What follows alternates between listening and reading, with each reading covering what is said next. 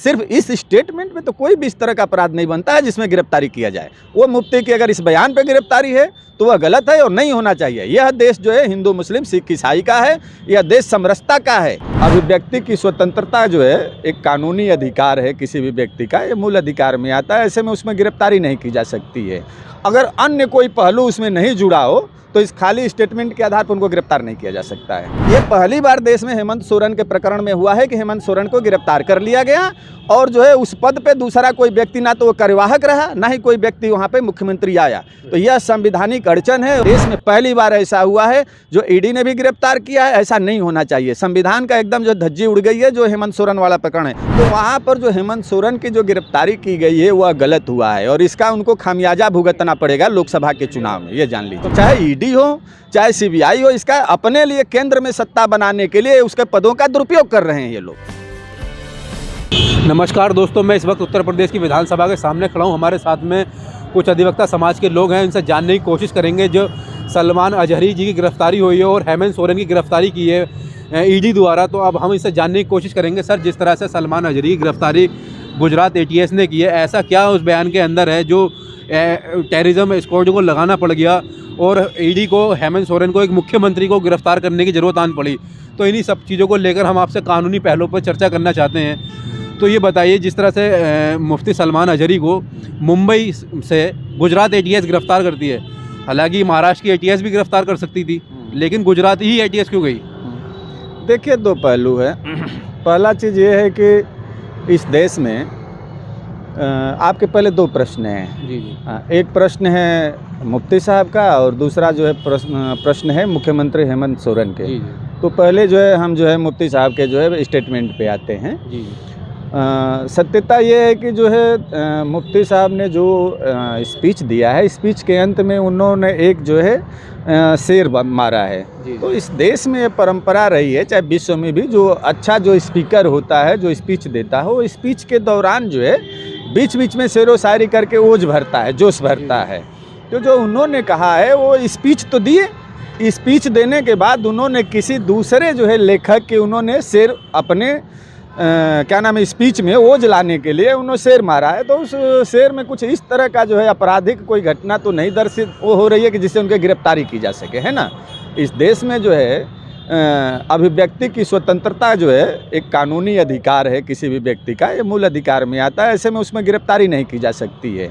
अगर अन्य कोई पहलू उसमें नहीं जुड़ा हो तो इस खाली स्टेटमेंट के आधार पर उनको गिरफ्तार नहीं किया जा सकता है। सर, जिस तरह से एक सवाल ये भी उठ रहा है कि गुजरात की ATS को ही को गिरफ्तारी करने के लिए भेजा गया, इसकी एक काम तो पुलिस भी कर सकती है। दूसरी बात, कुछ लोगों का कहना ये है कि एक धर्मगुरु को ऐसे शब्दों का इस्तेमाल नहीं करना चाहिए, जैसे कि आज कुत्तों का वक्त है, कल को हमारा दौर आएगा। हाँ, देखिए, धर्मगुरु और उस पर तो हम लोग नहीं जाते। हम लोग विधिवेत्ता हैं, हम लोग कानून के विशेषज्ञ हैं, कानून पे बात करते हैं। जो शेर आई है उस शेर में एक शब्द आया है कुत्तों का दौर, है ना। तो यह एक जो है तुच्छ शब्द है। उन्होंने एक तुच्छ शब्द का बात लेके आए हैं। तो तुच्छ शब्द से कोई देशद्रोह की बात नहीं बनती है। किसी व्यक्ति को कोई कह देता है इस तरह का तो देशद्रोह नहीं आता है, अपराध की भी श्रेणी में बहुत छोटा हुआ आता है ना। तो जब तक जो है गिरफ्तारी की धाराएं नहीं होनी चाहिए सीरियस, तब तक गिरफ्तार नहीं किया जा सकता है किसी भी व्यक्ति को। और इसमें उन्होंने सिर्फ अभिव्यक्ति किया है, तो अभिव्यक्ति में गिरफ्तार नहीं किया जाना चाहिए, चाहे कोई भी व्यक्ति हो, चाहे वो धर्मगुरु हो या लेबर हो या किसी भी जाति धर्म का व्यक्ति हो। अच्छा। इस देश में सबके लिए कानून बराबर है। हमारे यहाँ वो सांसद जी होंगे उनके लिए भी उतना ही है, और हमारे यहाँ एक लेबर है, जो है निम्न से निम्न स्तर का जो है व्यक्ति है, उसको भी जो है गिरफ्तार नहीं किया जा सकता, उसका भी उतना ही राइट है। सर, जिस तरह से आपने अभी कहा कि एक ही समुदाय के ऊपर कार्रवाइयाँ हो रही हैं, जिस तरह दानिश अली, कटुआ, भड़ुआ, ये शब्दों का इस्तेमाल किया गया है संसद के अंदर, तो क्या लगता है सिर्फ एक ही समुदाय के ऊपर कार्रवाइयाँ होंगी? सिर्फ मुफ्ती सलमान अजहरी को इतना कहने पर ही कि आप मतलब आज कुत्तों का वक्त है, कल को हमारा दौर आएगा? देखिए, किसी को भी अगर इस तरह का कोई भी शब्द जो है लेके आता है तो यह शब्द निंदनीय है, चाहे वो जो है मुस्लिम हो या हिंदू हो या सिख हो या ईसाई हो। किसी भी धर्म के व्यक्ति को अगर यहाँ पे उसके जाति धर्म लिंग को लेकर के और कोई इस तरह की जो है टिप्पणी की जाती है तो यह निंदनीय है। और विधानसभा में कोई इस तरह का शब्द की कार्रवाई कर रहा है, तो विधानसभा में ऐसे कोई कार्रवाई कर रहा है तो विधानसभा का जो अध्यक्ष होता है या पार्लियामेंट का जो अध्यक्ष होता है उसको जुडिशियल पावर भी है, वो वहीं पर उनके विरुद्ध जो है आदेश पारित कर सकता है। लेकिन ऐसा नहीं हो रहा है, यह देश का दुर्भाग्य है।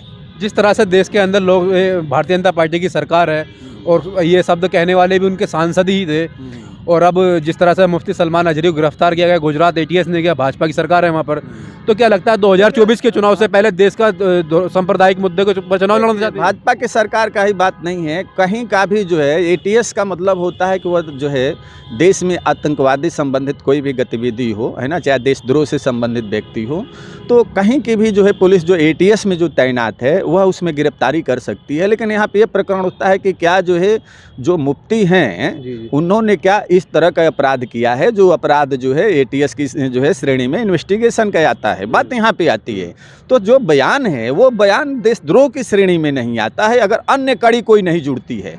अब यह जो ATS ने तो यही कहा, सिर्फ उनका इसी बयान के ऊपर गिरफ्तारी की है जो उन्होंने अभी। देखिए, अब ये प्रथम दृष्टिया जो है विवेचना का यह विषय है, प्रथम दृष्टिया विवेचना के विषय में गिरफ्तारी किए हैं वो गलत है अगर कोई कड़ी उनसे नहीं जुड़ती है। अगर कोई कड़ी नहीं जुड़ती है तो ATS भी छोड़ेगी। इस देश में जो है इन्वेस्टिगेशन का जो है जो पार्ट है, इन्वेस्टिगेशन में अगर उनको अन्य कोई कड़ी मिली होगी तब तो उनकी वो है, लेकिन सिर्फ इस स्टेटमेंट में तो कोई भी इस तरह का अपराध नहीं बनता है जिसमें गिरफ्तारी किया जाए। वो मुफ्ती की अगर इस बयान पे गिरफ्तारी है तो वह गलत है और नहीं होना चाहिए। यह देश जो है हिंदू मुस्लिम सिख ईसाई का है, यह देश समरसता का है।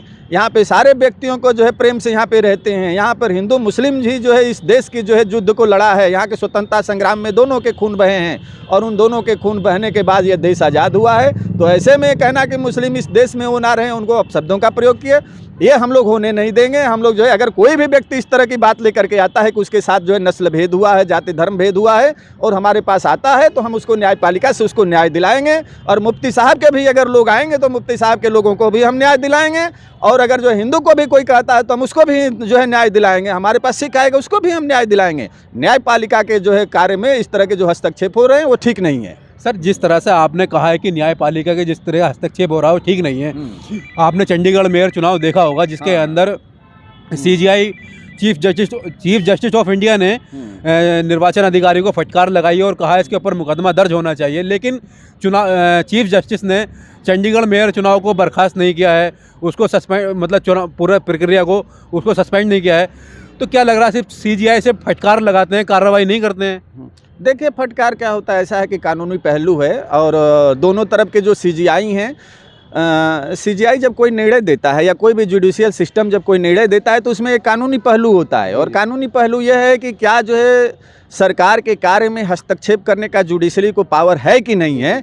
ऐसे सिस्टम पे जो है उनको जो है देखना रहता है। न्यायपालिका को बोलना, न्यायालय में देखिए कोई टिप्पणी न्यायालय करती है तो वो अलग चीज़ होता है, ठीक है, लेकिन उसको कार्य सरकार के कार्य में हस्तक्षेप कर सकती है कि नहीं, यहाँ पर जाकर के न्यायपालिका का जो है थोड़ा सा हाथ रुक जाता है ना। जहाँ पर जो है उसकी व्यवस्थापिका का कार्य है ना, जो सरकार का जो कार्य है वो सरकार करेगी और वह अगर संविधानेतर कार्य करती है तो ऐसे में जो है न्यायपालिका हस्तक्षेप करती है। हाँ, तो यह मामला है।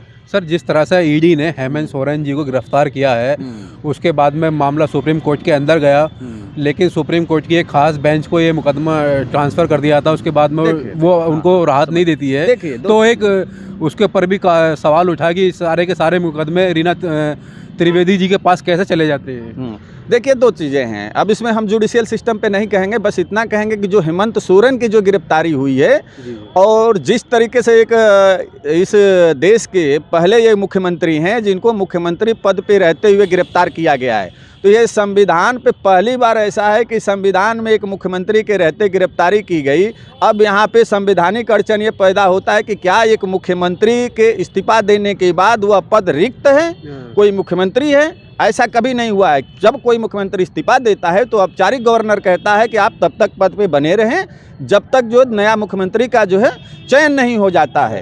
ये पहली बार देश में हेमंत सोरेन के प्रकरण में हुआ है कि हेमंत सोरेन को गिरफ्तार कर लिया गया और जो है उस पद पे दूसरा कोई व्यक्ति ना तो वो कार्यवाहक रहा, ना ही कोई व्यक्ति वहाँ पे मुख्यमंत्री आया। तो यह संवैधानिक अड़चन है और ये संविधान में बहुत सारे जितने भी विधिवत्ता हैं ये किसी से भी पूछेंगे, संविधान में यह व्यवस्था है कि मुख्यमंत्री का पद जो है रिक्त नहीं रहता है, जो इस्तीफा देता है वो पद पे बना रहता है। तो क्या उनका मुख्यमंत्री का पद जो हेमंत सोरेन का जो गिरफ्तारी हुई, गिरफ्तारी के पहले क्या गवर्नर ने आर्डर पारित किया कि आप तब तक कार्यवाहक बने रहेंगे?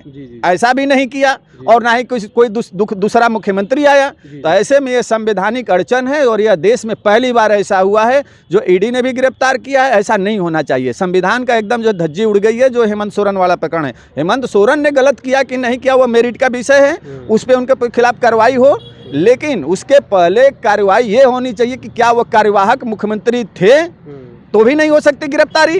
दूसरा चीज कि क्या उनके जगह कोई मुख्यमंत्री आ गया था, यह संवैधानिक अड़चन है। तो कोई मुख्यमंत्री भी नहीं आया और एक जो है कार्यवाहक भी नहीं रहे। जिस तरह से इंडिया गठबंधन ने आरोप लगाया कि भारतीय जनता पार्टी वहाँ पर ये सारा प्रकरण करके हॉर्स ट्रेडिंग करना चाहती थी, वो सरकार गिराना चाहती थी, जिस तरह से मध्य प्रदेश के अंदर गिराई गई, महाराष्ट्र के अंदर गिराई गई, तो जिस तरह से अब लोग जो हैं सड़कों पर निकले हैं वहाँ पर झारखंड में आदिवासी समुदाय के लोग, तो क्या लग रहा है इससे पूरे एनडीए को नुकसान होगा? देखिए क्या है कि एनडीए का नुकसान क्या है, यह तो जनता का उबाल हो जाता है। यह सबसे बढ़िया विपक्ष का हो जाता है जो जबकि उसके जब चुने हुए उसके व्यक्ति को जब कोई सरकार हटाती है या किसी व्यक्ति के पसंदीदा नेता को हटाती है तो और वो जोश खरोश में अपने जो है शक्ति को लेकर के आता है।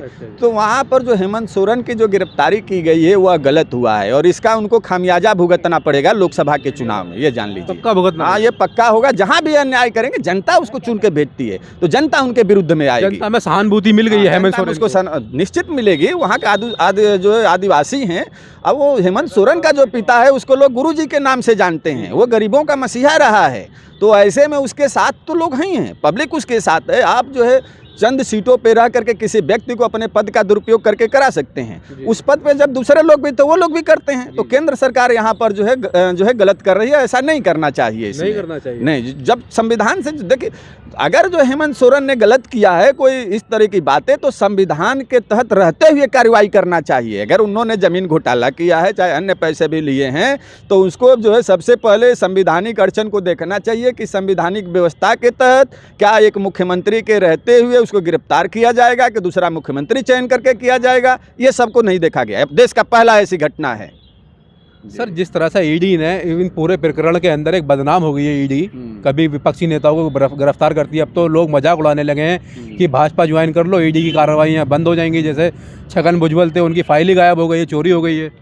देखिए, ये इसी का मामला नहीं है। जब जो केंद्र में जब कांग्रेस थी तो कांग्रेस ने भी इसका दुरुपयोग किया। तमाम कम्युनिस्ट लोगों का, समाजवादी लोगों का और जितने अन्य जो कांग्रेस के जो विपक्षी दल के जो लोग थे उनका भी उसने जो है इसी तरह के किया। और बीजेपी वाले भी जो लोग कर रहे हैं आज उनसे भी बदतर कर रहे हैं। ईडी, चाहे ईडी हो चाहे सीबीआई हो, इसका अपने लिए केंद्र में सत्ता बनाने के लिए उसके पदों का दुरुपयोग कर रहे हैं ये लोग। अच्छा, दोनों पार्टी जब सत्ता में होती है अपने हिसाब से केंद्रीय एजेंसियों का इस्तेमाल करती है। हाँ, ये तो जो है केंद्रीय एजेंसियां जो है उनका समझिए कि तोता बन चुकी हैं। इस तरह का नहीं होना चाहिए। ईडी को भी, हाँ, ईडी का एक जगह बनता है कि अगर किसी व्यक्ति के बाद जो है इस तरह की जो है बातें आती है तो ईडी उस चीज़ का जांच करेगी, कार्रवाई करेगी। लेकिन जो है केंद्र सरकार के दबाव में आकर के किसी भी व्यक्ति को पकड़ लेना, ये करना, ये गलत है। ठीक है।